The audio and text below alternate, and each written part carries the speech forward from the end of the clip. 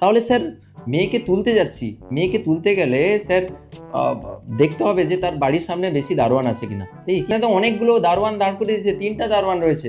তুমি যাকে আনতে যাচ্ছ তাকে কি সহজে নিয়ে আসতে পারবে? পারবে না, তুমি পারবে না। এই এই ছোট বয়সে এগুলো করবে না।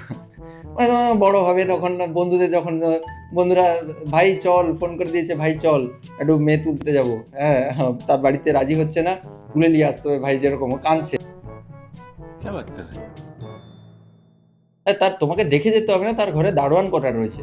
তাহলে 3জন দারোয়ান যদি হয়, বলে ভাই আমি যাব না, তুই বন্ধু হ, ঠিক আছে বন্ধু বুকে থাক, বাট আমি তো মার খেতে যেতে পারি না। बात तो सही है। ঠিক আছে, এবার এর ঘরে হলে সে বলবে ঠিক আছে ভাই, পকোড়া খাওয়ালেই কাজ হয়ে যাবে মোটামুটি।